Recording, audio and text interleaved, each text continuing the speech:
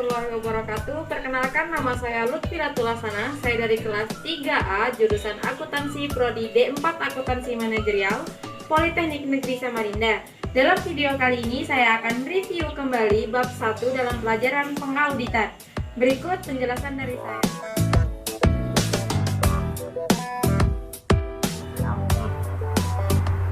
Definisi audit berdasarkan ASOBAC atau A Statement of Basic Auditing Concept ialah suatu proses yang sistematik untuk menghimpun dan mengevaluasi bukti-bukti secara objektif mengenai aksi-aksi tentang berbagai tindakan dan kejadian ekonomi untuk menentukan tingkat kesesuaian antara asersi-asersi tersebut dengan kriteria-kriteria yang telah ditentukan dan menyampaikan hasilnya kepada para pemakai yang berkepentingan. Audit tersebut dilakukan oleh seseorang yang disebut dengan nama auditor atau dengan sebutan auditor. Jadi, secara garis besar audit dapat didefinisikan sebagai berikut. Yang pertama, proses yang sistematis. Yang kedua, memperoleh dan mengevaluasi bukti secara objektif. Yang ketiga, asersi tentang tindakan atau peristiwa ekonomi. Yang keempat ialah derajat kesesuaian kriteria yang ditetapkan. Dan yang terakhir ialah mengkomunikasikan hasilnya kepada pemakai yang berkepentingan.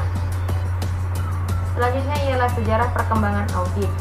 Perkembangan audit telah dilaksanakan sejak zaman kuno, yakni digunakan oleh para raja-raja untuk menata usaha kekayaannya dengan jalan membagi fungsi pencatatan serta dilakukan penyimpanan yang baik untuk mencegah terjadinya penyelewengan-penyelewengan yang akan terjadi. Misalnya, pada zaman Mesir kuno, penguasa Mesir kuno melakukan pemeriksaan independen atas catatan penerimaan pajak. Pada zaman Yunani kuno, orang Yunani kuno melakukan pemeriksaan atas rekening pejabat publik. Pada zaman Romawi kuno, orang Romawi membandingkan antara pengeluaran dengan otorisasi pembayaran oleh pihak yang berwenang. Awal audit perusahaan mulai dilakukan pada tahun 1800-an terkait dengan perundangan Inggris selama revolusi industri, yang tujuan utamanya ialah menemukan penyimpangan-penyimpangan atau kesalahan-kesalahan pencatatan dalam perusahaan.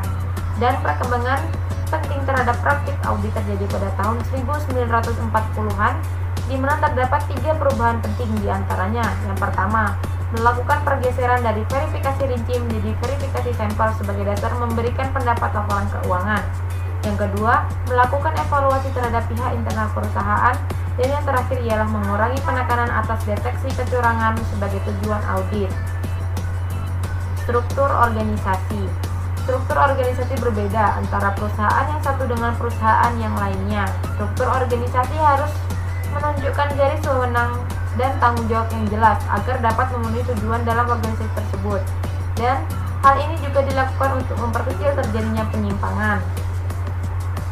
Pentingnya audit bagi perusahaan. Auditing merupakan hal yang cukup penting bagi perusahaan karena memberikan pengaruh besar dalam jaminan kebenaran dan kewajaran atas laporan keuangan yang dibuat oleh perusahaan. Pada awalnya perkembangannya, audit hanya digunakan untuk mencari dan menemukan kecurangan serta kesalahan dalam perusahaan. Kemudian berkembang menjadi pemeriksaan laporan yang dilakukan secara independen untuk memberikan opini atas kewajaran laporan keuangan yang dibuat oleh perusahaan dan sebagai dasar pengambilan keputusan oleh pihak yang berkepentingan atau biasa kita sebut dengan stakeholder. Selanjutnya ialah jenis-jenis audit atau kualifikasi audit. Jenis-jenis audit atau kualifikasi audit berdasarkan tujuan dibagi menjadi 3. Yang pertama, audit laporan keuangan atau financial audit. Yang kedua, audit kepatuhan atau compliance audit. Dan yang terakhir ialah audit operasional atau operational audit. Jika dikualifikasikan berdasarkan untuk siapa audit tersebut dilaksanakan dibagi juga menjadi 3. Yang pertama, audit eksternal. Yang kedua, audit internal. Dan yang terakhir, auditing sektor publik. Tipe-tipe auditor.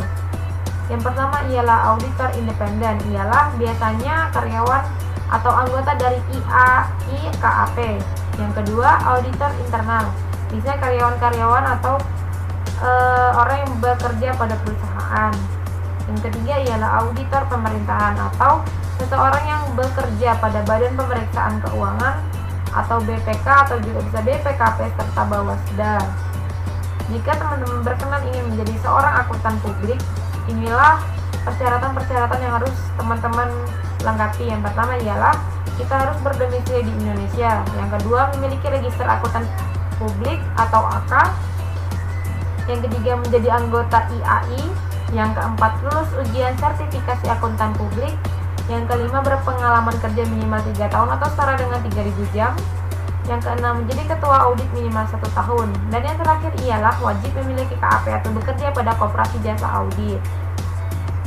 Organisasi KAP atau kantor akuntan publik. Hierarki staf organisasi kantor akuntan publik pada umumnya terlihat sebagaimana gambar di bawah. Di sini terdapat 4 bagian. Yang pertama ialah partner, kedua manajer, yang ketiga auditor senior, yang keempat auditor junior. Auditor junior dalam melaksanakan tugasnya ialah ia mengerjakan pekerjaan lapangan, sedangkan auditor senior ialah mensupervisi terhadap pekerjaan auditor junior. Manajer ialah tugasnya bertugas untuk bertemu dengan klien dan melakukan penagihan fee, serta partner tersebut bertugas mereview pekerjaan audit, menandatangani laporan audit, serta bertanggung jawab penuh atas segala pekerjaan audit. Jasa-jasa yang diberikan oleh KAP atau kantor akuntan publik ada 2, dibagi menjadi 2. Yang pertama, jasa atestasi dan jasa non-atestasi. Kalau jasa atestasi, jasa yang diberikan ialah jasa audit, jasa pemeriksaan, jasa prosedur yang telah disepakati bersama, dan terakhir jasa penelaahan atau review. Selanjutnya ialah jasa non-atestasi. Jasa yang diberikan ialah jasa akuntansi, jasa pajak, dan jasa konsultan. Materi yang bisa saya sampaikan, kurang lebihnya saya mohon maaf dan semoga bisa dipahami dan bermanfaat bagi kita semua ya. Saya akhiri, wassalamualaikum warahmatullahi wabarakatuh. Jangan lupa like dan subscribe.